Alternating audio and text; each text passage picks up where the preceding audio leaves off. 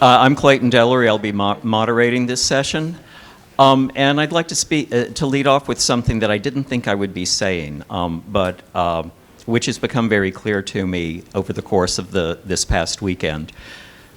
Several people, if you look through the audience, conference participants, both people who are here just to watch and people who are participating in various panels, we range in age from 20-somethings to 80-somethings. And I'm smack dab in the middle. And a couple of the younger panelists, Joey Gray being one, Max Vernon being one, have made the point that when they were growing up and looking for older role models within the queer community, they were missing, in large part because so many people in my generation died of AIDS, or so many people in my generation and older generations really were not out in any meaningful way. And I think that one of the most important things, oh my gosh, I'm tearing up. I didn't expect this to happen, on camera even. One of the most important things I think this conference is doing is closing that generational gap. In part because of the real life interaction that's taken place since Friday evening, and in part because all of it is being recorded and it will all be made accessible to anyone who needs to see it. Round of applause for anyone aged 20-something to 80-something.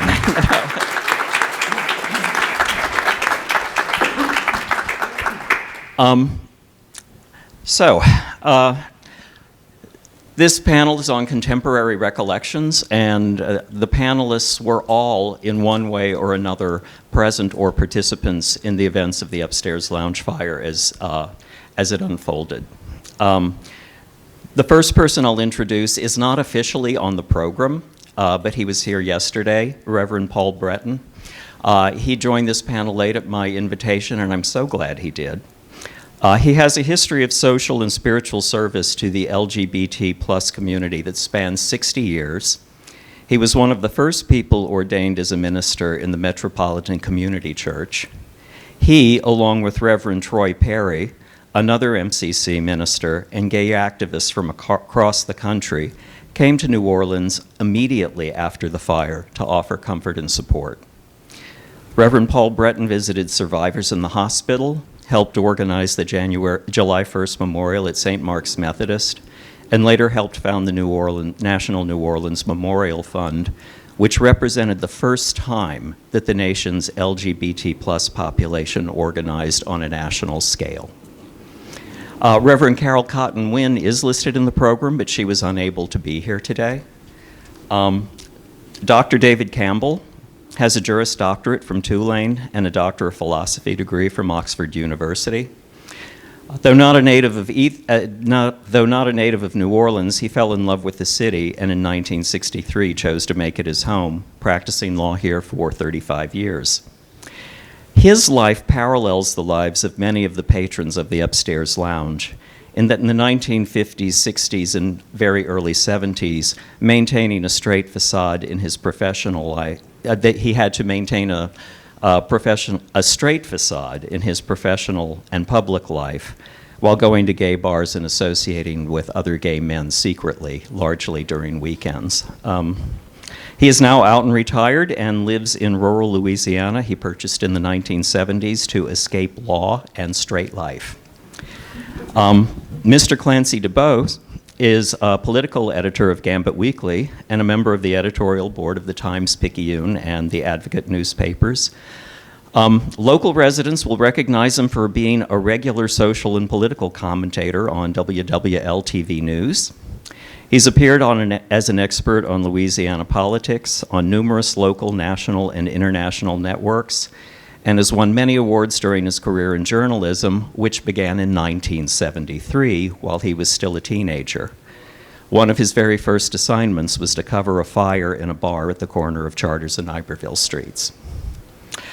Dr. Campbell, and this is playing into the generational handoff theme.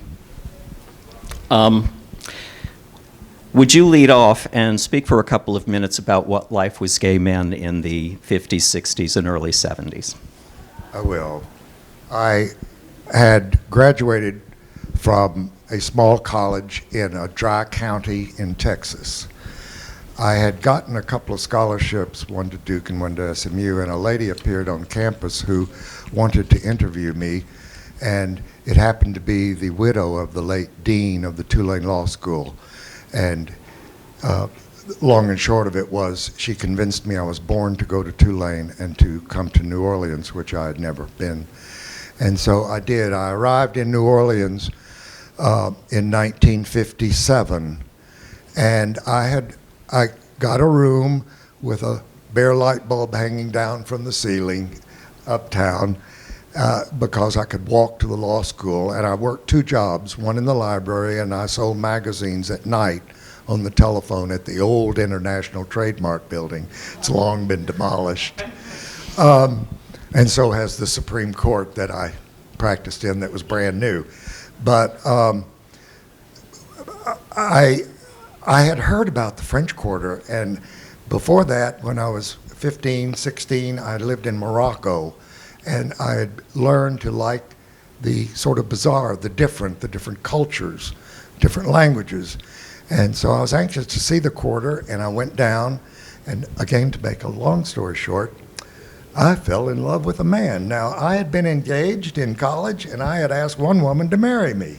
And I always intended to have children, go into the military, etc. But I fell in love with Vic Kirkpatrick, and we had a 25-year relationship. Now, during that time in the 50s, 60s, I was so paranoid and so afraid, I didn't even think I was gay. The few little things I had done in the past, I thought it was a boy thing and you just grow out of it. But I met this man at Lafitte's, and before I knew it, I was in love with him, and it became mutual. And when we walked anywhere else other than the Quarter, we would not walk together. He would walk 10 paces behind me or in front of me. We were filled with fear. We were in Dixie's, well, those of you who remember Miss Dixie or Miss Irma, the sisters who ran Dixie's Bar of Music, when the police would come to the front to raid us and publish our pictures in the paper and book us and put us in jail, Miss Dixie or Miss Irma, because she loved Vic Kirkpatrick, he knew a lot of gay people, friends in the Quarter, she would come back and say, honey, boys, go out the back door. And we would go out the back door. But those who weren't able to get out in time had their names published, their careers ruined, their families decimated, resulting in suicide. I knew two of those. Eventually, I'd gotten this Marshall Scholar. I graduated first in my class at Tulane, not because I was brilliant, but I studied my butt off. And I graduated first in my class, and I was ready to make money because we've been poor all of our lives, my family. Although my father was a lawyer, he died in 1945, and in Hamburg, Arkansas in 1945, nobody had money. So Aunt Louise borrowed enough money from Aunt Louise, my mother, and we buried Dad, and off we went to Texas. And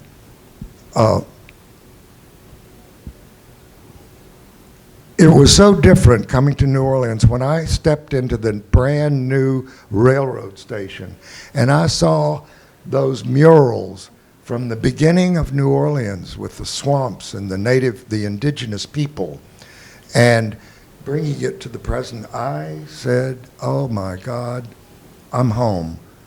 This is where I belong. But everyone was filled with fear, and I was paranoid. So after a few years, when I was in England, I had met a Mr. Robin Riley, gay, but very successful businessman, who had just published his first book, an autobiography, and it made the front page of the London Times literary review. And he told me he wanted to quit working so he could write full time, but he had to make a little money. And I said, you know everything about antiques. He did. how about you come to New Orleans and maybe you buy things and send them to us? And he came and we walked up and down Royal and he said, no, too many already. But I didn't see a single fine art gallery. This was in 1962. And he said, let's go into art. We signed a lease. Alonzo Lansford was the director of the New Orleans Museum of Art. He called and said, we have a shop at 632 St. Peter's Street where my wife and I restore paintings. We don't trust the dealers on Royal Street. We trust you guys. We had had exhibitions at my house at 1224 Pennison Street, hired a young girl out of Tulane named Nell Nolan to sit to sit with these paintings and sell them from the house, and then we would rent a room at the International Trade Mart, the old one, and hang them there. And we sold the first 40 paintings off the walls like that. So we went to 632 St. Peter Street, and on June 24, 1973, well, may I back up quickly because I got a shock with Bob's documentary last night. My law firm, I had worked myself up to be a young managing partner of Limley and Kelleher, a large law firm. And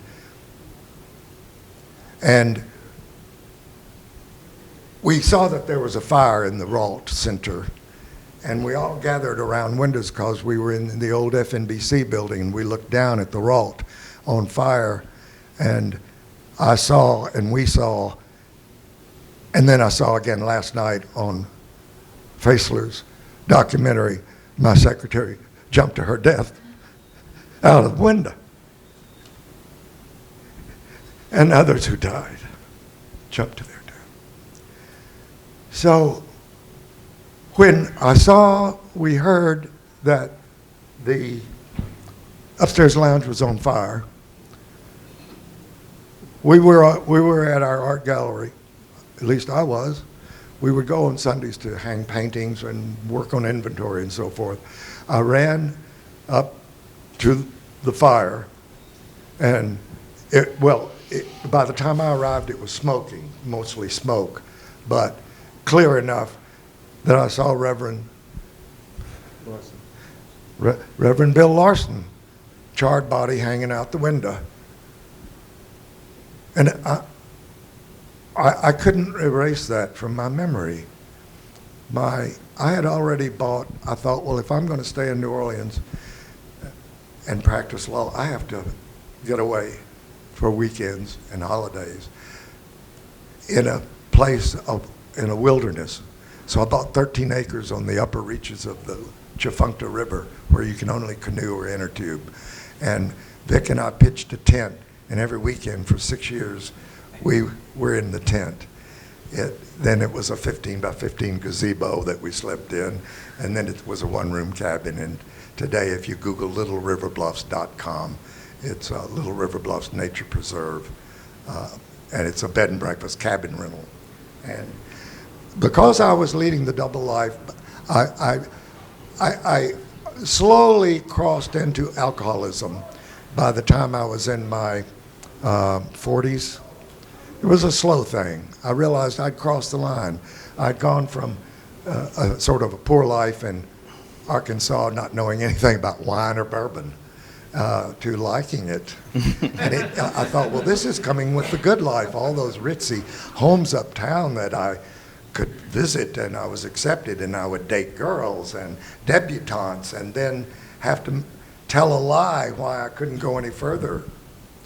And so I didn't publicly come out being gay until I was 80 years old, and I published The Double Life, a survivor's guide to transcend success and tragedy.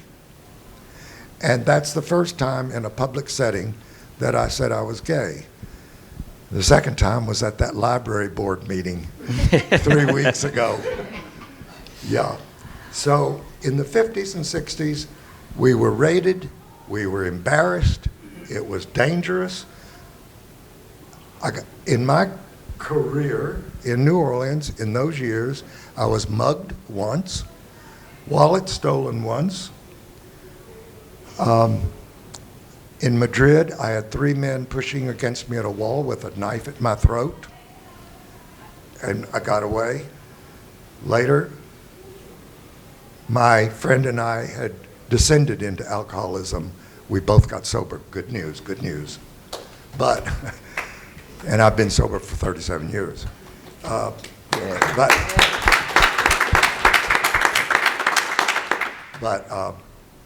I think that's about where I should stop. Okay, Because yep. I've gone long enough. You see, when you're nearly 87 years old, you've lived so many experiences. I either have to talk very fast to tell you all about them, or I have to cut some out and just go with a few.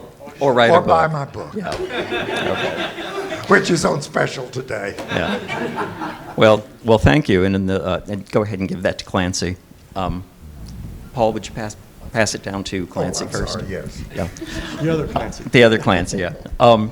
In the course of telling that story, you did mention that you were on the scene June 24th, 1973, and you saw bodies hanging out of the window. So I'd like to ask Clancy and Paul if they would speak about how they first learned of the fire. First tell us a little bit about who you were 50 years ago, and then talk about how you first encountered the fire. Thank you. And let me begin by saying it's an honor to be here, and thank you all for inviting me to continue to learn about the LGBT plus community and what a struggle it's been. And I'm honored to consider myself and to, at least on some occasions like this, to be called an ally, because I want to be an ally all the time. So thank you all for that. 50 years ago, I was 18 years old, literally wet behind the ears, green as grass. As a young friend of mine got me a job as a summer intern at the Times-Picayune, and I could not believe. I'd always wanted to write.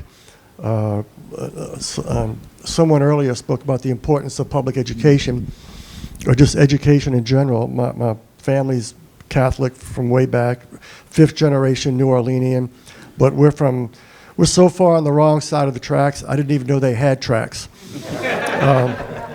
I literally grew up in the 9th Ward, but not the old 9th Ward, the new 9th Ward, in a little area off Dalman Road, which is now kind of a shooting gallery. It's so dangerous out there, unfortunately, but it was idyllic back then, a little neighborhood called Pines Village. And went to school in the lower 9 at Holy Cross, but my 3rd grade teacher, Miss Lyons, told me I was going to be a writer. And I had the biggest schoolboy crush on Miss Lyons. And I mean, to the point where when I was in 4th and 5th grade, I would still go to her classroom after school to clean her erasers, just so I could be around her, you know. Well, when she told me I was going to be a writer, I said, well, then that's it. That's what I need to do. And I never let go of that.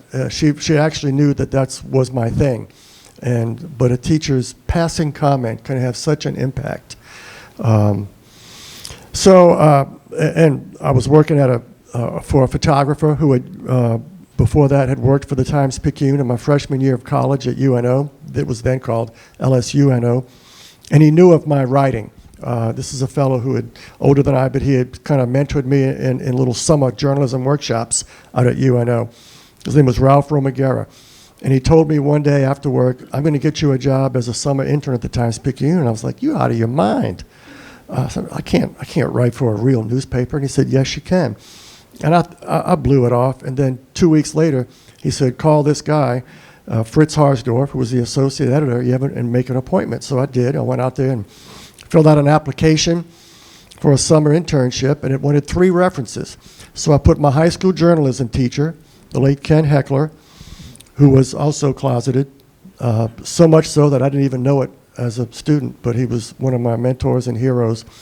And I put down Ralph, and then for the 3rd one, I was sitting there scratching my head. Who the hell do I put down? I don't have another one.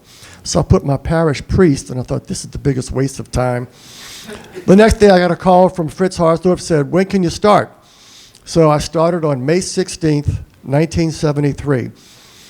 I worked from Wednesdays to Sundays, the night shift, as we called it, which meant we didn't have desks assigned to us. We had to wait till somebody on the day shift either was out on a story or gone for the day, and then we could sit at their desk, use their typewriter. We wrote our stories on not on computers. The most technologically advanced thing in the newsroom was a IBM Selectric, and we fought over those.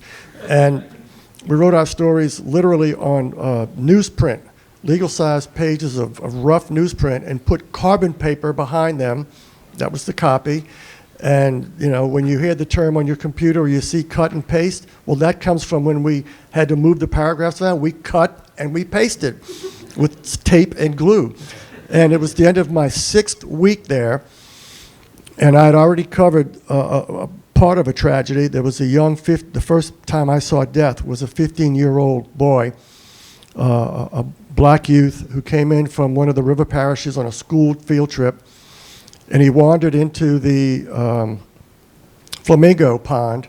This was before Audubon was, this is when Audubon was called an animal ghetto, and he got stuck and drowned. And I literally was there watching them fish his body out with a treble hook. And as they were dragging him to the shore, I thought, this kid is only 3 years younger than I am.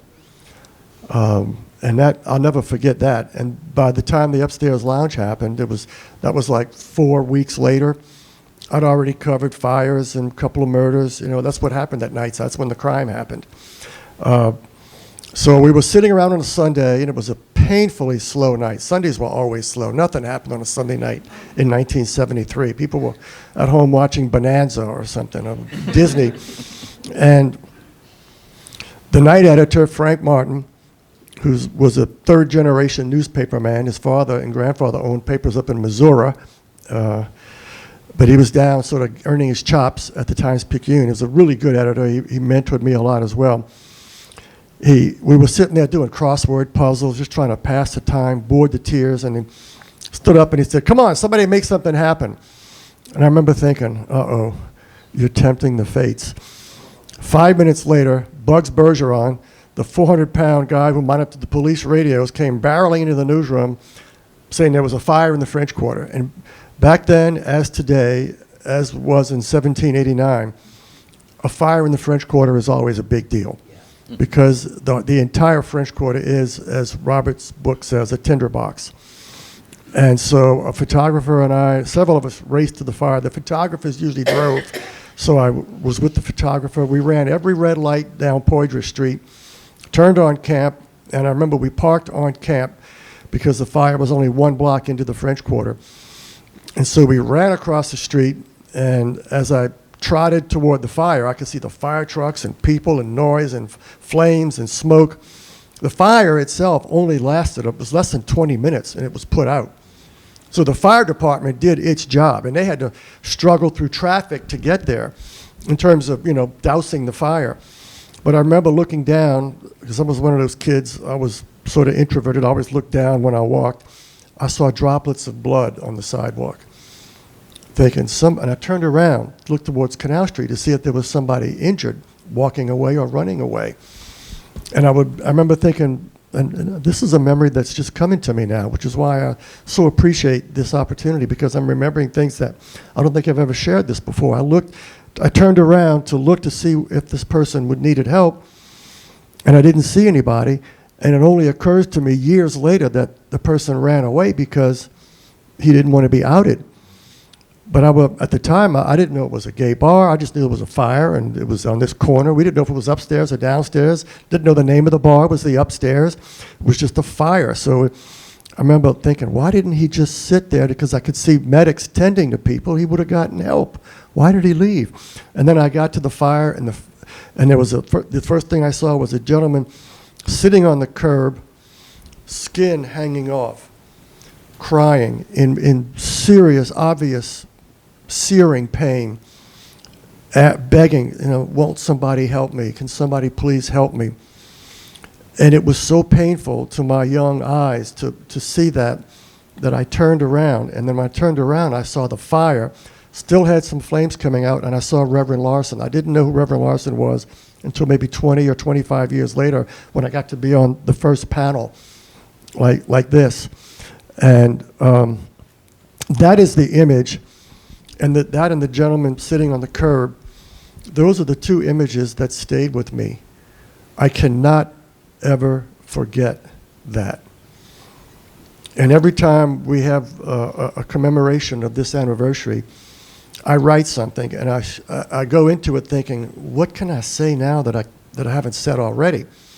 And sometimes I'll pick up paragraphs because it sets the scene. But one of the things that I didn't put into words in my column, because I didn't think about it until afterwards, this past week, just a few days ago, because I've been thinking about this for weeks now, as have everybody here. I was thinking about Reverend Larson, how I never would have gotten to know him, and I did not get to know him, but I feel like I did through hearing all the testimonies and the stories, and how all the work that he did to minister to a community that was closeted and oppressed in a country that we like to think is free, and his last actions were to rush to the window to try to get out so that he could continue ministering. And of course, he didn't make it. He was pressed against that window, and I'm not going to describe it, but you've seen pictures, but it was just horrific. And I remember staring at him, thinking, who is this guy, and who would put bars on windows on a second floor?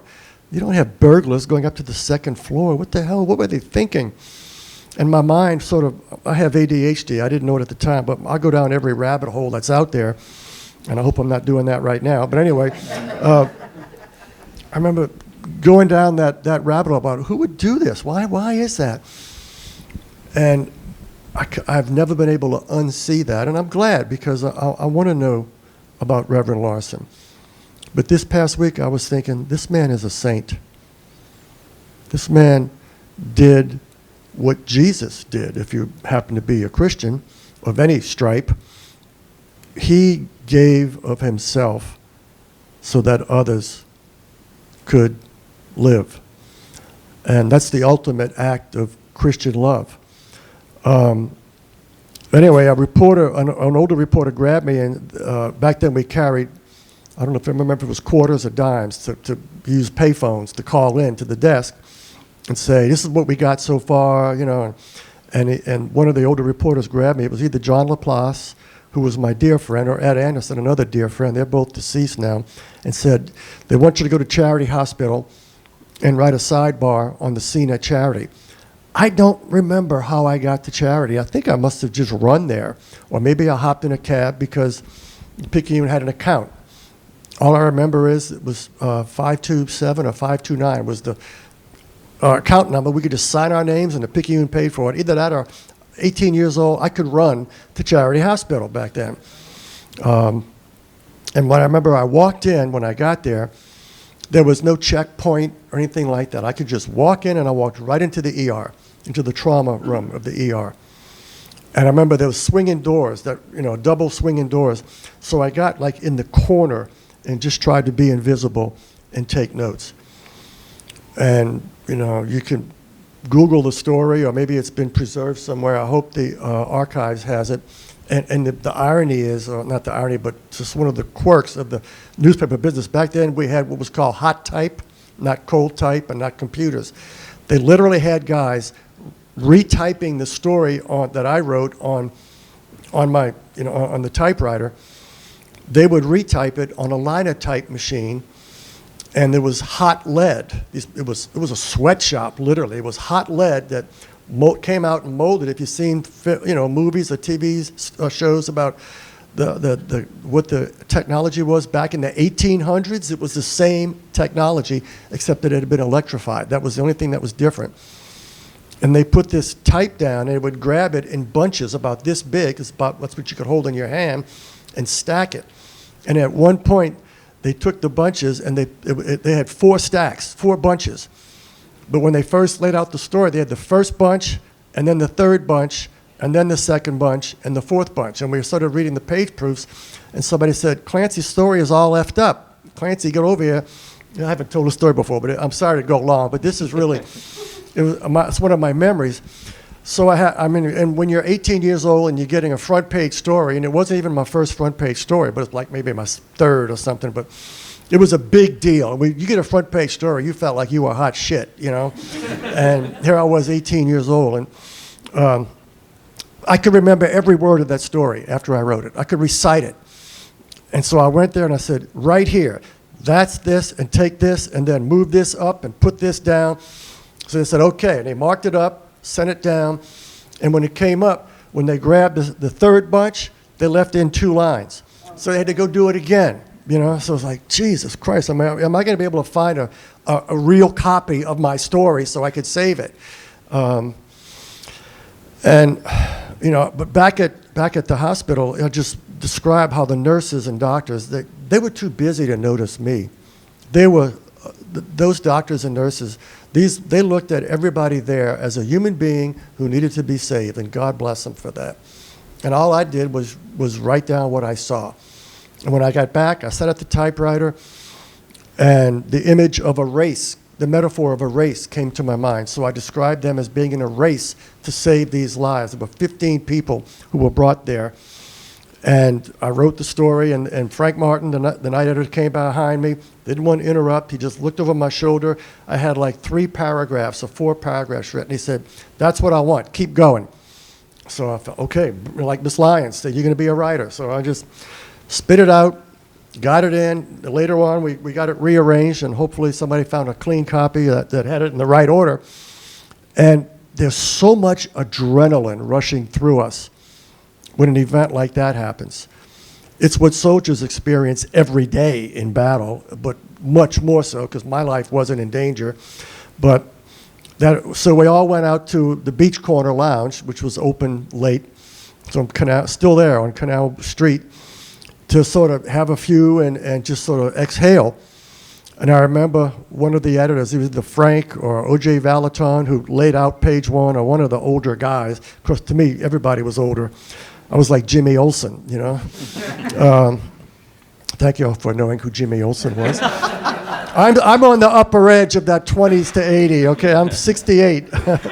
But anyway, one of them complimented me on the story, and OJ repeated. He said, that was a hell of a story, Clance. And I just felt like, wow, it's like I'm part of this team now, and I have found, like, a gay man coming to New Orleans and say, I felt home. This is what I always wanted to do. When I was in high school, I dreamed about writing for a newspaper, and I couldn't freaking believe I was actually doing it. And that just, you know, I just never left. I never left. And then the next day, you know, I was traumatized about seeing that image of Reverend Larson and everything else that I saw. But I'm going to give up the mic and just say that the next day I went to my girlfriend's house because it was a Monday. I was off. And she came to the front door when she saw me coming up to her house. And she said something like, that fire was terrible. That was so terrible. Well, and you covered it. What was that like? And I just threw my arms around her and started crying. I could finally cry. And as I wrote in a recent column, if you didn't see it, you know, my tears dried a long time ago. I hope that the newspaper's apology, which appeared on Friday morning, and the closure that is occurring can finally dry the tears of the people who went through that fire. And I wish I'd known, if I'd been more aware, if I, you know, more of an adult about how oppressed the gay community was, I hope that I would have said, hey, we need to do some more stories on this. But by Wednesday, when I went back to work on Wednesday, the story was already off the front page. And, you know, I was covering whatever, you know, Nightside. There was some meeting, and as Robert and others so eloquently recorded in their books, it just disappeared. It was a conspiracy of silence. And I'm glad the papers finally passed that. It really got past it some years ago, but I'm glad we did the apology. And between us, I wrote it. Thank you.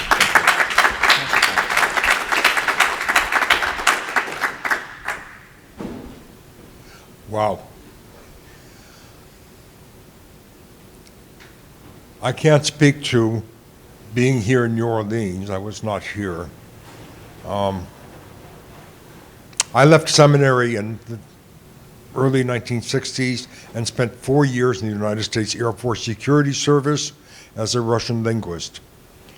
if I would have been found out at that time for being gay, I would never have had a career after that. It would have been dishonorable discharge with no appeal. In 1971, I was in Washington, D.C., just starting activism in the gay community, and a Dr. Kavanaugh, a prominent psychiatrist who wrote extensively about the disease of homosexuality, was holding a conference at Catholic University of America, and under the leadership of Dr. Franklin Kennedy, a group of us decided to zap the conference. And we zapped it. We took the pulpit away from Dr. Kavanaugh, and the audience was filled with Roman Catholic priests and nuns, educators, and they wanted to call the police on us, but it was the priest who stood up and said, "Let them speak." We wouldn't have gone on without those priests saying, "Let them speak." And for the next 3 days, we spoke. And as a result, the American Psychiatric Association and the American Psychology Association removed from the list of mental disorders the topic of homosexuality several years later.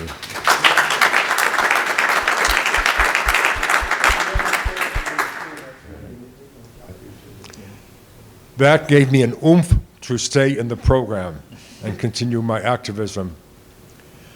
In 1973, I was pastor of the Metropolitan Community Church of Washington, D.C., and it was either late in the evening of the June 24th or early in the morning hours of June 25th, Reverend Troy Perry called me to say that there was a fire at the upstairs lounge in New Orleans, and that there were 29 people who died, and that 11 of them were members of the Metropolitan Community Church of New Orleans.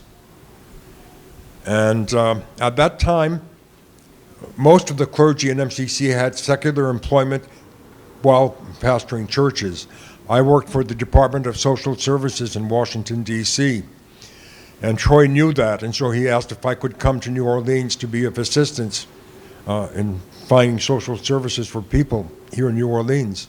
And of course, there was no question, of course I would come. I quickly made some calls to the other churches in the Northeast, and a wealthy gentleman who was a member of MCC New York covered the cost of the flight and covered the cost of my stay at this Marriott hotel. And I came out here and was available for the entire week that the other people were here, and I stayed on an additional 2 weeks beyond Reverend Perry. I was here with Morty Menford from the Gay Activist Alliance of New York City, Morris Kite from the Gay and Lesbian Community Services Center in Los Angeles, Troy Perry as the head of and founder of the Metropolitan Community Churches, and John Gill as the coordinator of the Southeast District of the Metropolitan Community Churches, and trying to do my part. I realized quickly that the world of Washington, D.C. and the world of New Orleans was very, very, very different. And the social services available in D.C. were not available in New Orleans. So the best that I could do was to lend people my left shoulder. And my shirts, my vestments became very clogged with tears over the next 3 weeks.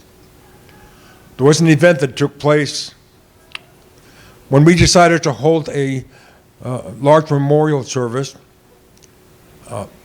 We printed up flyers, the old-fashioned way of doing things. We printed up flyers and hand-distributed them in the French Quarter.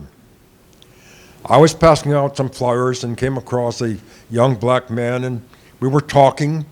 He had a lot of questions, and I tried to give him a flyer, and he says, "No, no, no, no, I can't do that." I said, "Why? Why not?" He said, "I can't go to something like that. If I go to something like that, people will think I'm queer." I said, "Okay, I understand. There'll be no problem." I said, "I live in Washington, D.C., which is 75% black. And because of my job, I have to go to funerals. And the overwhelming majority of them are black funerals. And so I've been called a nigger lover in Washington, D.C. because of doing that." And he looked at me and he says, "Give me that. I'll be there on that memorial service." And he was there. And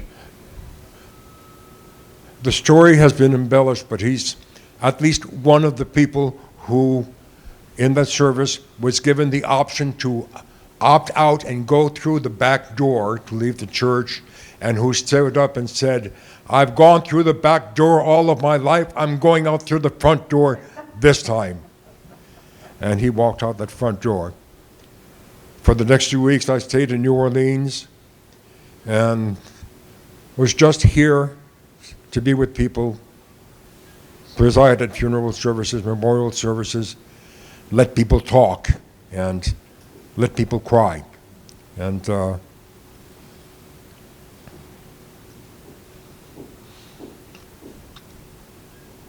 I'm doing it again. I visited the people in the hospital every single day while I was here. Jim Hambrick. And I was talking with Lori the other day about Luther Boggs. What a man. Luther was conscious, and Luther kept saying, until the day he died, "I got to get out of here and get a job and help out my friends who got hurt."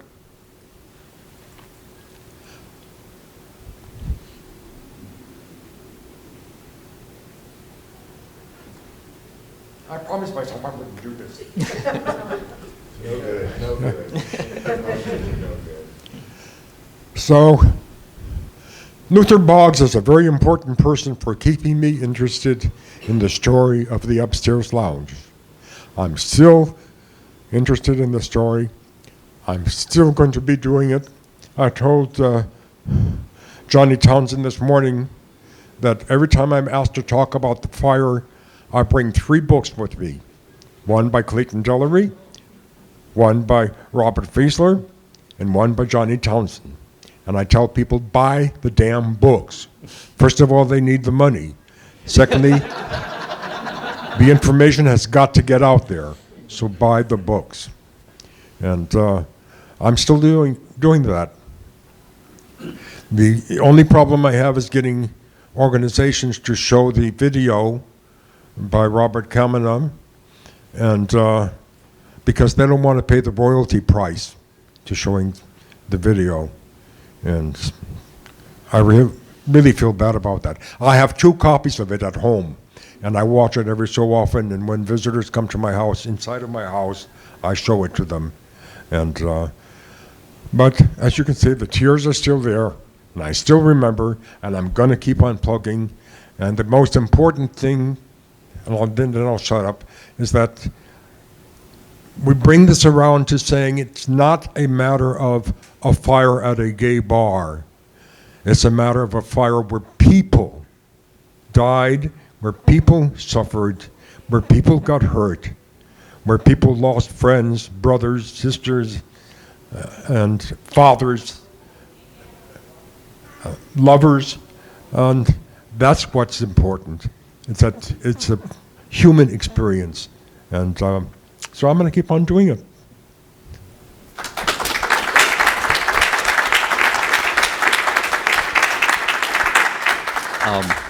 In an earlier panel today, the one right before this one, Sherry Wright said that when she's working, she's a documentary filmmaker, if you missed that panel, and that when she's working sometimes and asking people to tell their stories, the hardest part of it is keeping her own shit together when they're exposing themselves. And all three of our panelists have spoken very powerfully and eloquently and emotionally, and wow, it's been hard for me to keep my shit together. And I had 6 questions I was going to ask people, and we've basically gotten through question number 1. But I would not change a nanosecond of this. So I'm just going to cut to the last question, and panelists can answer this in any order they choose. What's the most important thing we learned from this story? For me, 2 things. One was the immediate, devastating, as I call it in my book, loud silence of New Orleans. The city, the police, the mayor.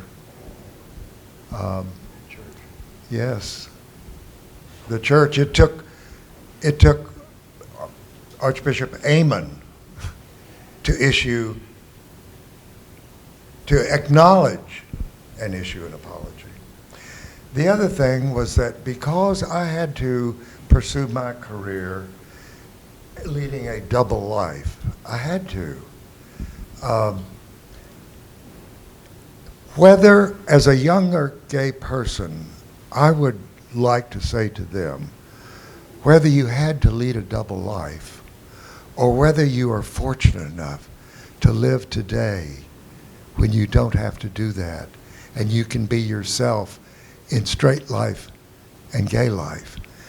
Once you set your mind to it, you can do anything. I surprised myself, even leading a double life. I'm told I'm the only person who's ever been president of both Louisiana Landmark Society and Preservation Resource Center. I've served on boards of the Land Trust for Louisiana. I'm on the board now of the Pontchartrain Conservancy. And I've been recycled to the board of PRC again, currently. So New Orleans is such a captivating, dichotomous city that once you find your niche, whether it's in the see, that's the way we talk, in the olden days, or whether today, I find that gay members of LGBT in general, they're more open, they're more aware, they're more curious than their counterparts in the straight world. I want to, if I may, just end on one glorious note. And that is, and to end my contribution in complete happiness and peace of mind and joy. I had one brother, 6 years older than I, and when my dad died, he had to fulfill the role of father and big brother to me. So I always had him on a pedestal. So he was head cheerleader in high school. I was head cheerleader in high school. But when I got to college, I thought, well, this is the point for me to go in a different direction. And so I started studying. That's why, I took that course.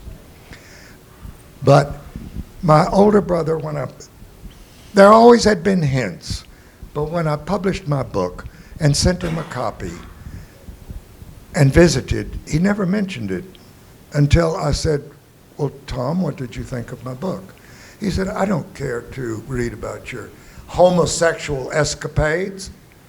I said, do you think that's what this book is about? So Tom had 2 daughters, Robin and Callie. And Tom died a few years ago, and he had already sort of disowned his daughters. He had written to Callie, the younger one, who was so much like me, that he wrote her out of his life, and also wrote her out of the will, and her sister.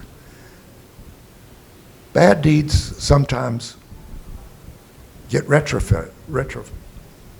corrected. Thank you. Karma. Right, karma. His widow died recently, and she recognized Tom's 2 daughters and included them in the will. Callie had flown in for my 80th for my publication of the book and a party at the Supreme Court and so forth. And we were looking at HGTV tiny houses, and she said, I've lived in, I love them. I said, you know, that little barn out there, it could be converted to a tiny house. She came, and I adopted her. Twice she had gone to her father and said, are you sure Uncle David's not my father? We're so alike. And I adopted her, and she's in the back room. And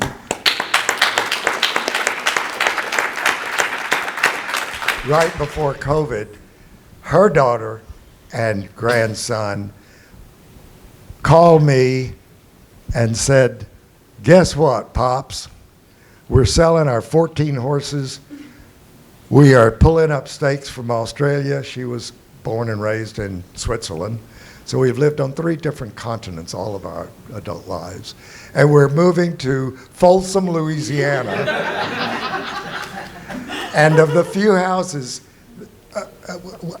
we live in the woods on the river. Of the few houses that I didn't build, the one nearest calls at the last minute, says, I understand you're looking for your granddaughter, Steph. I said, yes, nothing's working out. She said, do you think they would be interested in mine? I'm moving in with Mom and Dad to take care of them. And it was perfect. And after all these years and 3 different continents, Hunter can walk down or take the golf cart or his bike and see his Poppy. And I can't tell you, the one thing that I didn't like about falling in love with a man, I had always wanted to, I thought I'd get married and have children. I always wanted children. And here at age 80, I have a child and a grandchild and a great-grandson, and I am wallowing in gratitude.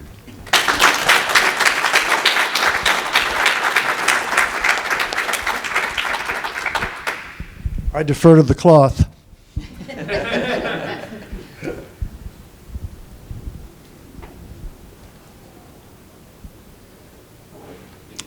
In 1970, I marched down the Avenue of the Americas in New York City from 4th Street in Greenwich Village to Sheep's Meadow in Central Park.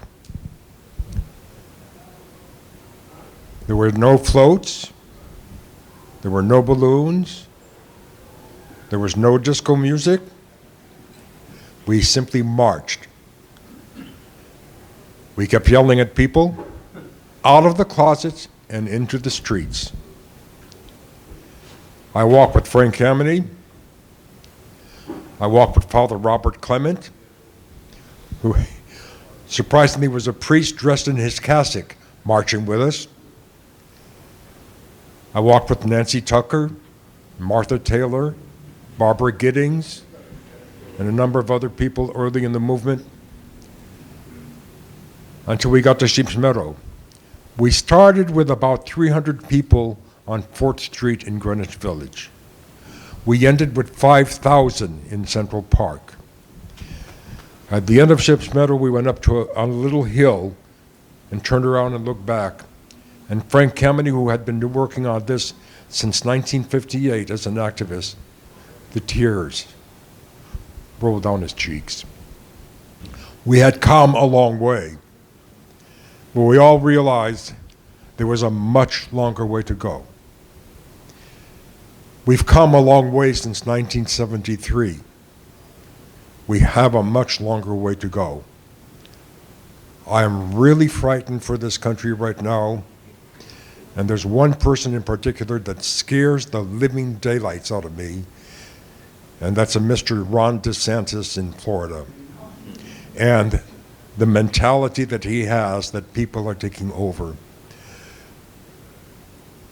We could lose everything, and so we have to stand guard. I love the young people that were here that are here this weekend, and I've talked with several of them. You know, I'm going to be out of the way very soon. They're the ones who are going to have to carry on the torch. And they've got, I think, a much bigger torch that they have to carry than we did. But I'm glad that they're here. I'm glad that they're experiencing this. I'm glad that they're talking. And for those of you who have written the books, who have done the documentaries, Robert Kamina made me a movie star. You know, that work is tremendously important, and keep on doing it. Encourage others to do it. I've had people over the last few years encourage me to write my book, and I've had people this weekend encourage me to write my book. So I'm going to see if I can do it. I work full-time in secular employment as a property manager, as well as work full-time as a bishop as well, and try to work full-time as my own person too. One last comment. I have a young man, yeah, he's young, 68 years old. He's a good friend of mine. I call him my adopted nephew. And many years ago, he happened to find my 3-ring binder with all the information about the fire in that binder. And I came home from work, and the tears were flowing like Niagara Falls on him. And I said, what's wrong? He said, I just finished reading this. And so it moved him profoundly. And he carried on work that I had begun. He was an activist as well. I'm glad to see that there are young people who are going to carry it on beyond us. I want Robert Fiedler's book to become a major success and put into a movie. I want Clayton Delery's book to become a major success and become a TV program. And I want them to earn the money that they deserve from those books. But more importantly, I want the day to come when it's no longer necessary to say gay, lesbian, or anything of that sort, where a young man can come home and say, Mom and Dad, this is my fiance, Jim. I want that day to come, where it's not an issue anymore that we are people. That's what I've been struggling for. That's enough. Okay.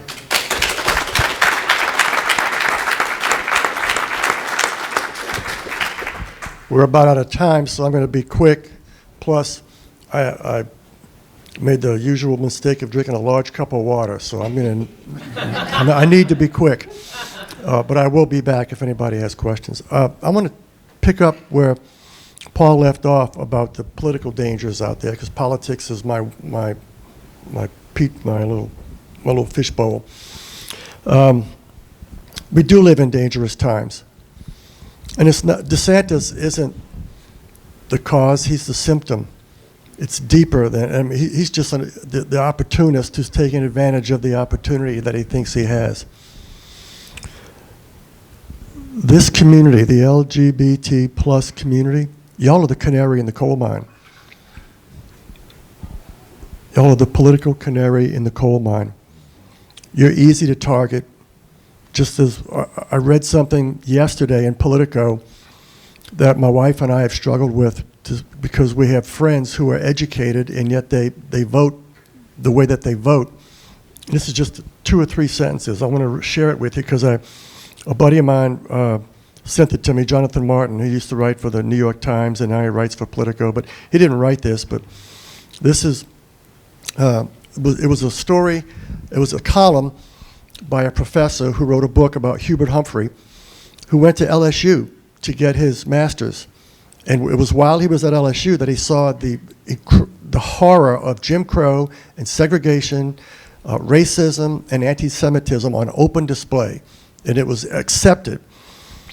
And this is what, these aren't Humphrey's words, but it's the professor's words that describes Humphrey's transformation. And it says, the Nazis' regime of murderous extremism came to power, in Heberle's analysis, not by a coup from the armed fringe, but thanks to mass support from middle layers of society. Reasonable people were entirely capable of acting in mortally unreasonable ways and rationalizing away their actions. I felt like I was reading something that happened in 2016 and 2020. And I'm a history major, and I'm proud of it. I had a wonderful history education at UNO under people like Joe Logsdon and Stephen Ambrose. And they taught me that, you know, as a journalist, I stayed lifelong friends with both of those guys who are gone now. They said, Clancy, you're on the front lines of history. And I learned as studying history. History repeats itself for a reason, because human beings, we still suffer from the same frailties that were on display in the Bible and before that. The same 7 deadly sins and everything else. All we've done is invent more technologically advanced ways of making ourselves comfortable and killing each other. Don't be silent. The silence, as was said, is deafening. It's also deathly. Do not go gentle, be loud, and be proud. And I'm proud to call myself an ally. So, but you are the canary in the coal mine, because it's not going to stop with you guys.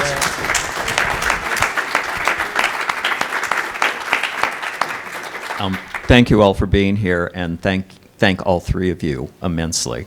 And we're officially out of time, so I don't think there will be a public Q&A, but I think that anyone sitting up here will be happy to entertain any questions you want to bring to them individually. So again, thank you all.